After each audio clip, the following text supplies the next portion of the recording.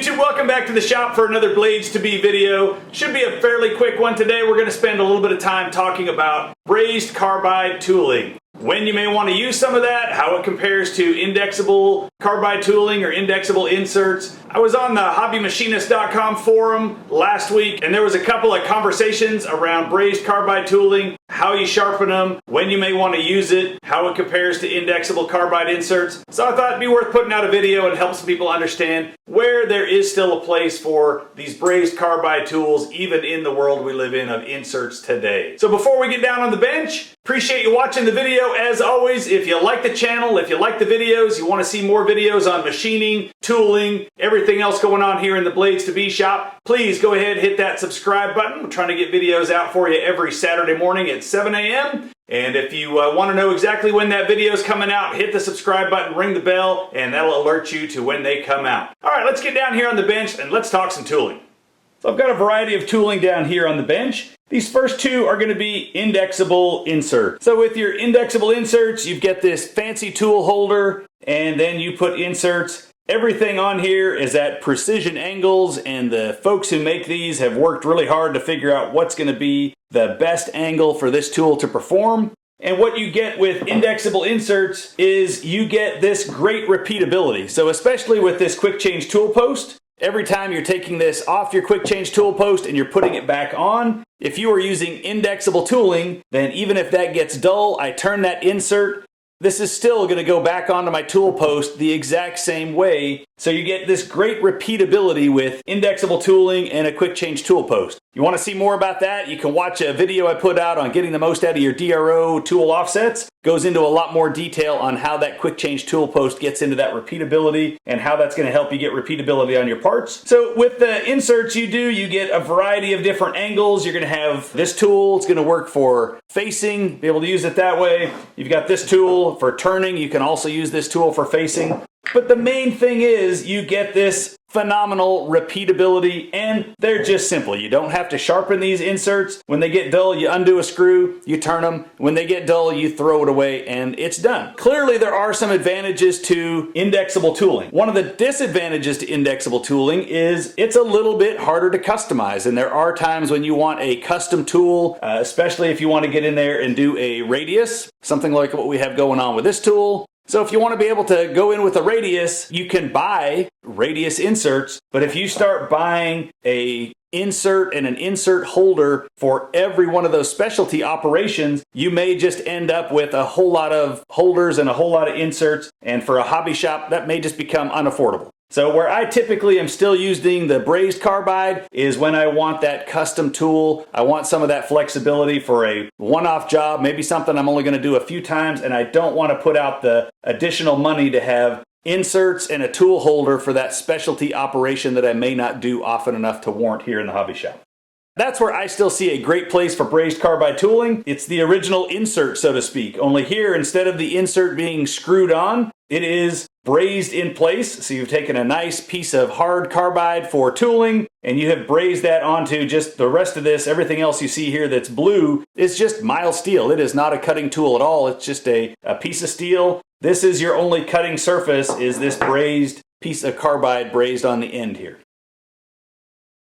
Now, since people don't talk about brazed tooling as often, what I learned this week is some people think that this brazed tooling, like an insert, is ready to go when it's delivered, and they are trying to take these brand new brazed carbide bits that they receive and they're putting them in their tool holder and they're trying to take a cut with them right away. And in my experience, these are not ready to go out of the box. They were not designed to be ready to go out of the box. Just like when you buy a blank of high-speed steel, this is not ready to go out of the box. You're going to have to take your piece of high-speed steel and grind that to the angle that you want, the shape that you want, in order to get that to cut decent in your lathe. Brazed carbide is just the same. It does come with some clearance on there. So if you look at that, it does have a little bit of angle, and it does have some angle off the front. It does have some clearance, but it is not sharp and ready to go. It's got a really large radius on here, and in this one,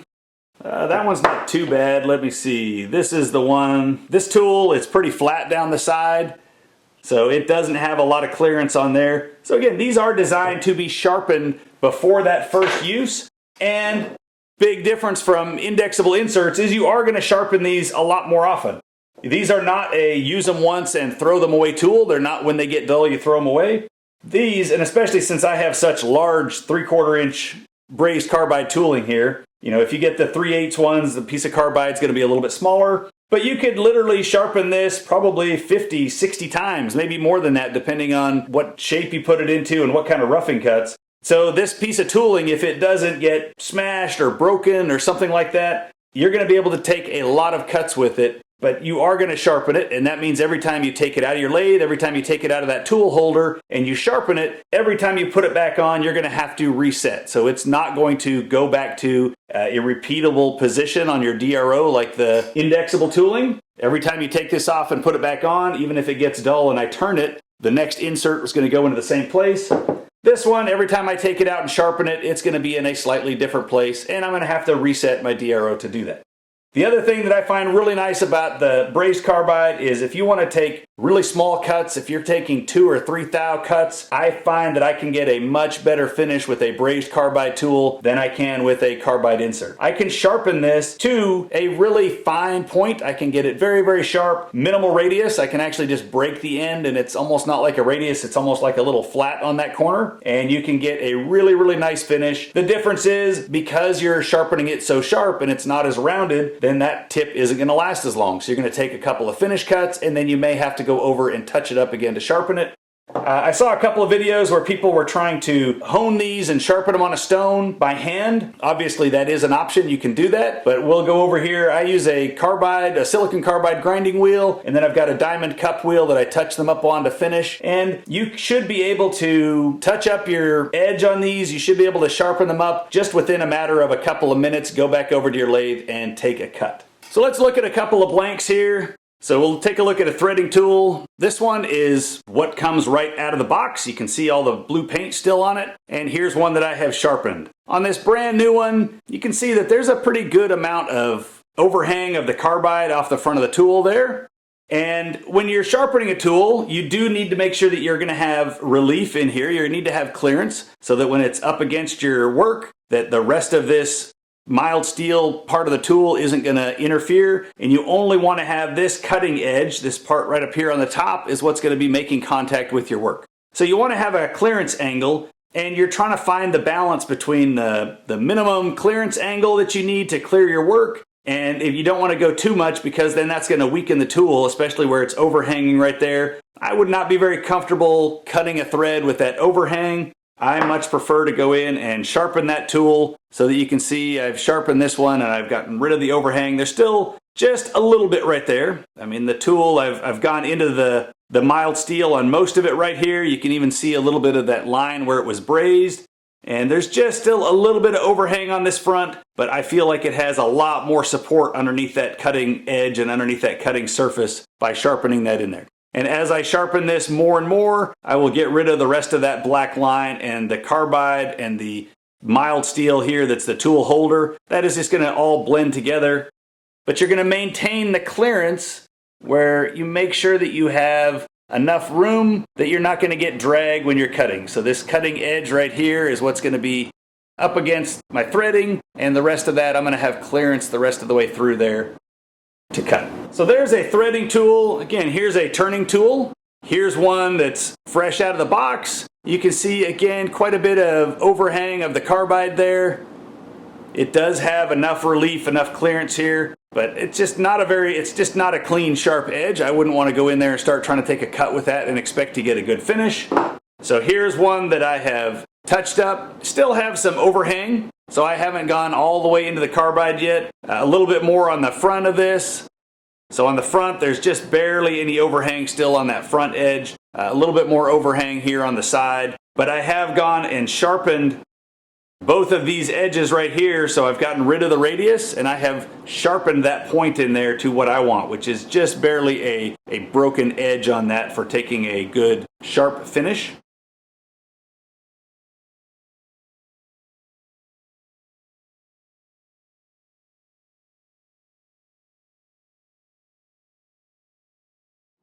And then with this tool, for a custom radius tool, you see again, it's got a lot of angle there to make sure it's going to have plenty of clearance when it's in there touching the part.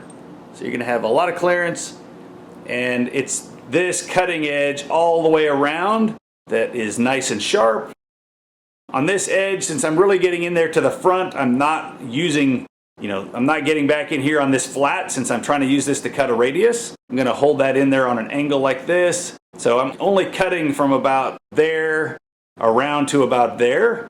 So that is where you can see that I have cleaned that up and sharpened that and made sure that I've got a nice honed edge on that with my diamond wheel. And then on this tool, just a much larger radius, but the same thing. So this is the main cutting surface in here, and you can see we've gone into that mild steel bottom to sharpen that to do that.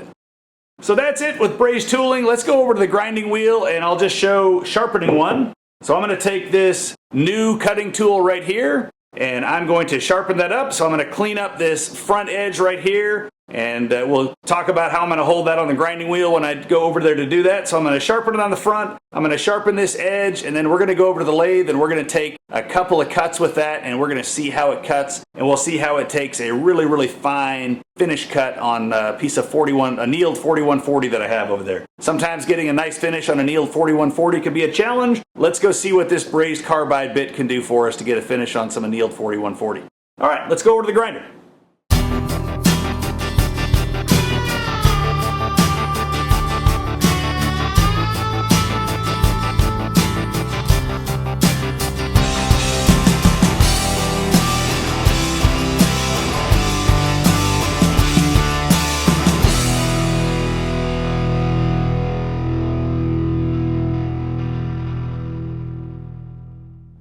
Alright, so I'm going to start out sharpening this on my silicon carbide wheel. I'll go back and touch it on that diamond cup wheel afterwards to get a little bit nicer edge on there.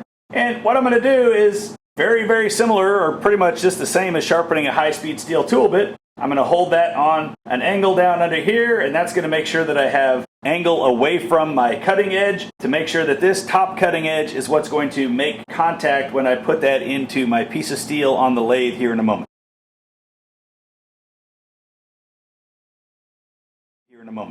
You can see all that relief that I'm getting underneath by holding this down on an angle like that. When I get over here to the side, same thing. I'm gonna touch my piece in the lathe this way, straight up and down. So I want to make sure that I have a little bit of clearance. So on the side, I want to make sure that I'm holding this on a bit of an angle this way as I move that across to sharpen it. And also, what I like to do on my brazed carbide is I want to have a little bit of an angle off this way. I don't want a perfectly square edge when I'm cutting. Now again, it depends on what I want to do. If I needed to go into a shoulder and be able to face that out, then I would want a nice square edge. For just regular turning, I like to have that just a little bit of an angle so that it's taking a little bit of lead and taking some of that pressure off of the tip as it's cutting, and some of that is further back.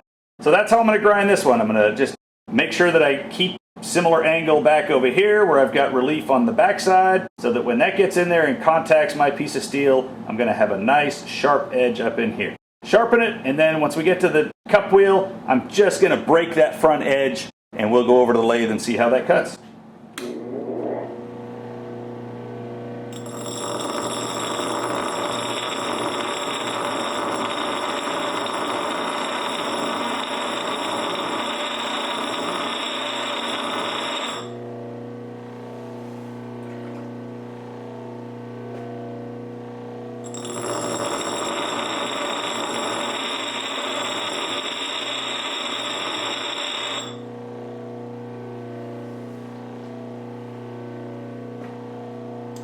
We got that cleaned up there.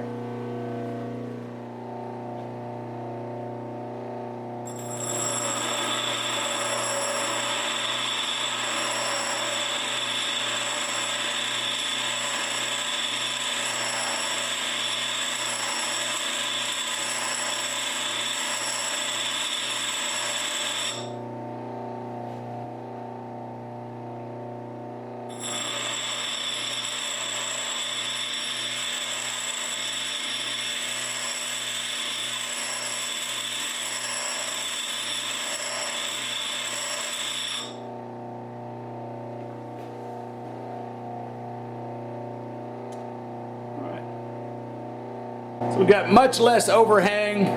Got that nicely cleaned up on that two edges right there.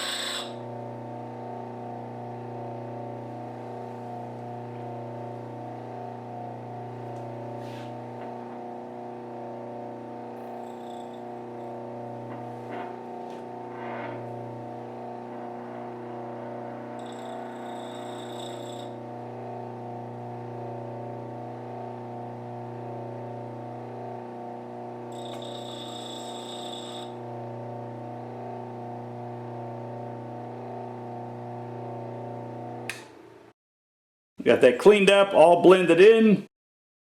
Clean that up on this edge. We touch that on our diamond wheel. So since the diamond wheel is flat, you can see that's touching at the top and the bottom where that rounded wheel has left a little bit of surface in between. But we know we've got some relief and we've got a nice sharp edge. Let's go put that in the lathe and let's go see how that'll cut.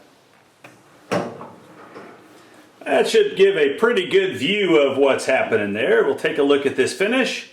So I've got, again, a piece of 2-inch annealed 4140. Not always the easiest stuff to get a finish on. We're going to go ahead and turn this at about 750 RPM. So I'm going to go ahead and put that into 620, and then I'll turn up the VFD speed a little bit, use the tack, and I'll get that running at about 750 RPM. I've got the feed set at 4 thou per revolution, and let's go in and we're just going to take a really light cut. We're going to take 5 thou off of this, and we're going to see what kind of finish we can get with a 5 thou cut on this annealed 4140.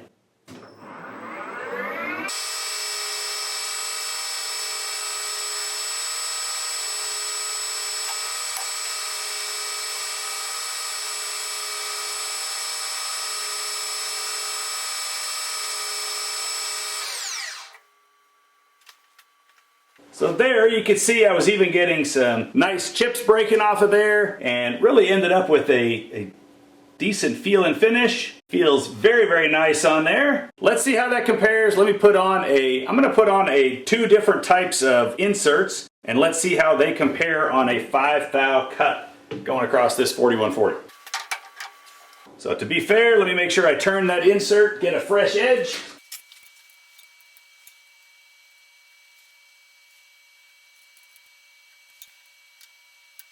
All right, we're going to go that exact same RPM, same speed, same feed, and we're going to take 5 thou with this insert, and then we're going to put on a CGMT, which has a little bit of a sharper radius, or less radius on it, a sharper insert, and we'll take 5 thou with that. Then we'll go back to our hand sharpened brazed carbide, and we'll take another cut with that, and we'll see how they all compare.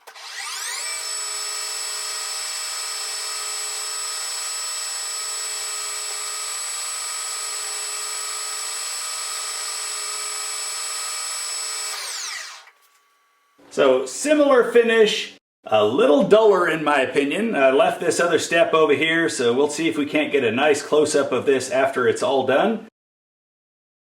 They are similar, but this one feels a little rougher, and if you look at it, again, we'll get some light on it. Not quite as nice. Let's get a sharper one on there and see how that does. And let's go ahead and turn that just to make sure we are being fair.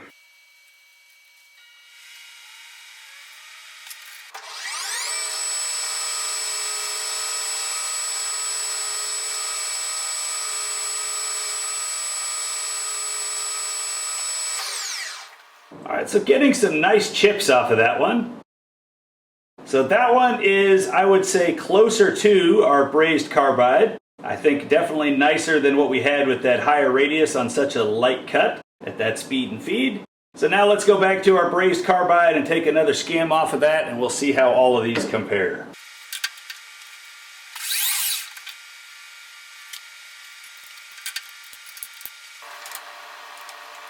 Alright, just to be fair, I went and touched that up on our stone again.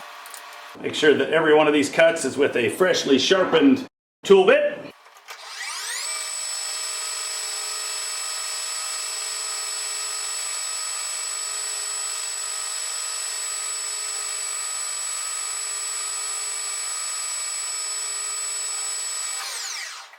Yeah, that was another 5 off of there. Now, if I went in and I took a 2 thou cut, let's see how that would do for us.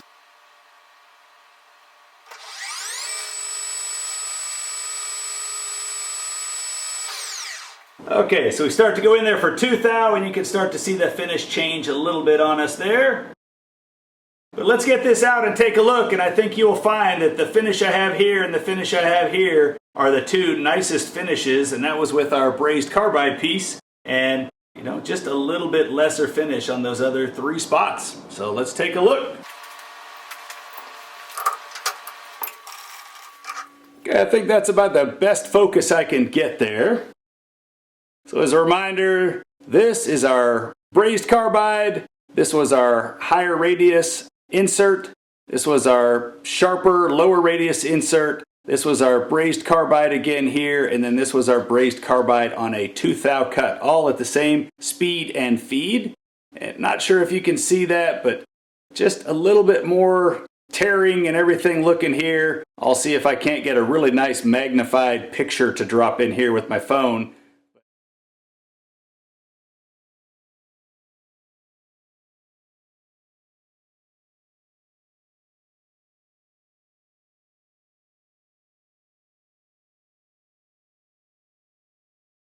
Really nice finish on here. So bottom line after all this is, hey, do I love inserts? Absolutely. It is pretty tough to beat the convenience of inserts and the repeatability when you're using your DRO and writing a formula with using inserts. For roughing cuts, hey, roughing cuts where you know it's going to break chips for you better, inserts all day long, but don't ever let anybody tell you that those brazed carbide bits aren't as good as inserts. They were the original inserts, and it's a good piece of carbide on there. If you sharpen them correctly, you can absolutely get some nice cuts and some nice finishes on here.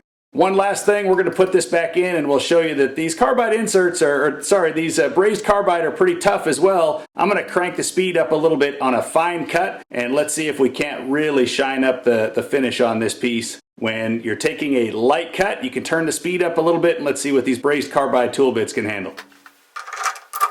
But let's crank the speed up to see if you wanted to take a really nice finish cut with a brazed carbide tool bit. What would that look like? So first I'm going to skim off all the steps, and then we'll come back and we'll take another finish cut.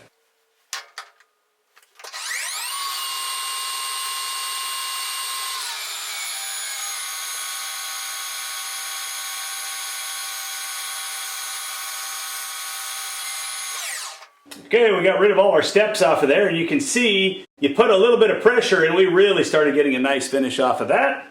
So let's go ahead and turn this up, and we'll stick with a 5 thou cut again. We'll turn it up, and then we'll come back and we'll take a little heavier cut, and we'll see what our finish looks like there.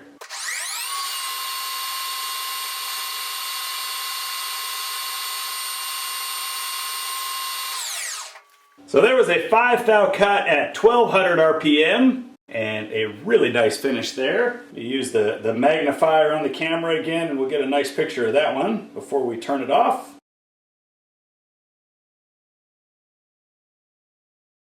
Alright, now we'll keep it that same 1200 RPM, same feed, 4 thou per revolution. We're going to take a 10 thou cut.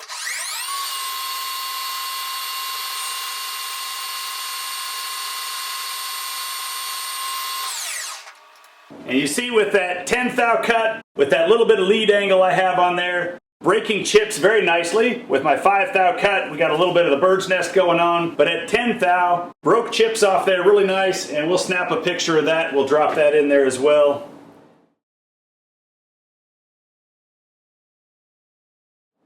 And just to be fair, let's compare 10 thou at 1200 RPM with our better of the two inserts for this.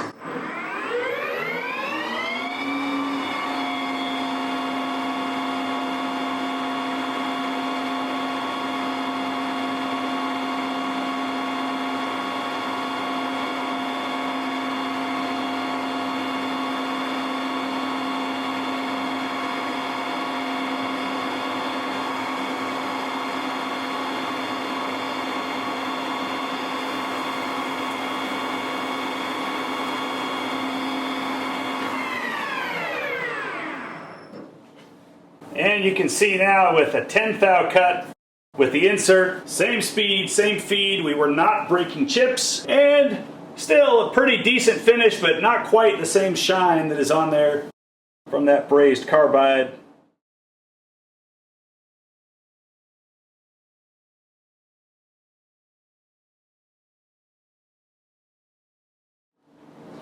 So once again, our hand sharpened brazed carbide outperformed our indexable insert, but they don't outperform them for convenience. It's always about trade-offs in machining. If you're getting one thing, you're probably giving up something else. You get great convenience, you get great speed, you get great repeatability with an insert, but if you are really looking for that precise, that final finish cut, and you want to be able to depend on the finish, and you want a little bit less deflection or anything else, God, it's really tough to beat a brazed carbide tool bit that you can sharpen up yourself and just make sure that you've resharpened it right before that final important cut. Well, YouTube, that's a wrap for another video out here in the Blades to Be shop. I hope you enjoyed learning a little bit about brazed carbide tooling and how that may have a place in your shop. Even if you like indexable inserts, you use a lot of them, there still may be a place for this brazed carbide tooling to help you get that surface finish, that important cut, or just that custom tool that you're looking for that one-off project that you may have. So hope you enjoyed the video. As always, sure appreciate you watching. Love the comments that are coming through. If you've got some video ideas, please drop those in the comments. If you like the channel, if you like what you're seeing here, you want to see more videos on machining, tooling, milling machines, lathes, everything else we're doing out here in the Blades to Be shop, please hit that subscribe button. We're trying to get videos out for you every Saturday morning. So until we get that next video out for you, I hope you're out in your own shop making some chips of your own, working on some projects of your own, and you're keeping those tools sharp, keeping your mind sharper, and we'll see you soon. Take care.